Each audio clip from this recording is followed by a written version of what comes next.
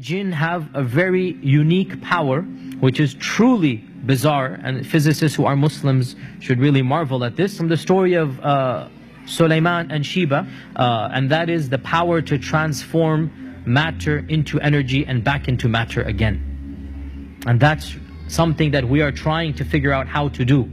E equals mc squared. Energy and matter are related, we know this. And the jinn have the power to do this. How do we know this?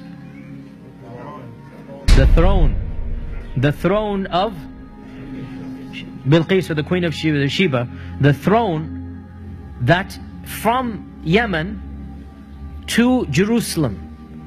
قال عفريت من الجن. Now, jinns, there are many levels, and ifrit are the most evil and the most powerful. Ifrit are what Western literature calls demons of the jinn. These are the worst of the worst. So the ifrit said, I can bring you the throne before you even stand up.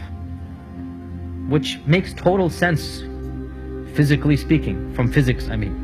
If the jinn can go and come back at the speed of light, and this one jinn is so powerful. Now again, this is my 2 cents. It is as if Allah is saying this is the max that any jinn can possibly do. Because Sulaiman had control over all the jinns. And one of them said, just one, which means the rest, they don't have that power, right? So we need to put things into perspective, that the jinns are not all of them so powerful. One only said that he can do this. That was the strongest and the best. So therefore we need to understand that what is the strength of the strongest jinn that maybe we have ever seen. He can pick up the throne of Sheba. Okay, in these days a crane can do that. I'm just saying, right? It's not as if the jinn can pick a star up or the moon. It's a physical strength that we can understand. And what was supernatural for us was what? Is that to transport it. And it is well known that this throne is going to be inside the palace. That if he were to take the throne, it would not be flying in the air. People are not going to see it flying. Rather, it would disappear there and appear in front of Sulaiman, which means what?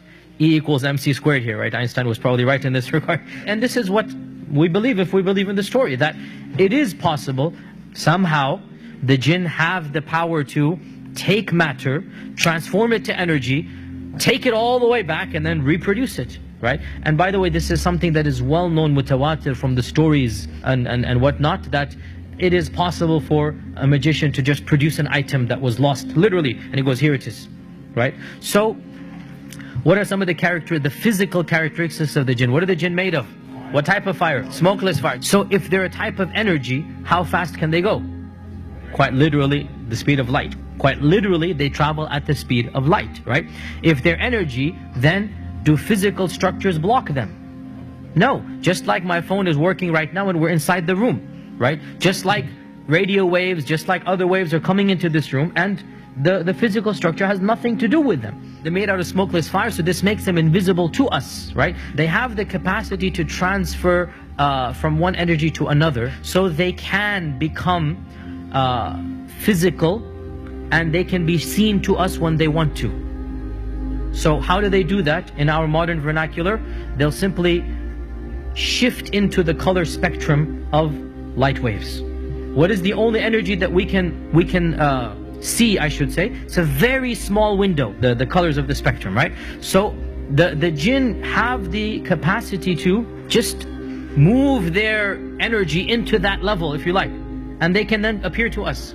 They have the capacity to project their voice so that we can hear the energy of the sound, but it's all energy. So they are invisible, and Allah says in the Quran, إِنَّهُ يَرَاكُمْ هُوَ وَقَبِيلُهُ مِنْ حَيْثُ لَا تَرَوْنَهُمْ. Iblis and his tribe can see you from places you cannot see them. So in this regard, they have the upper hand.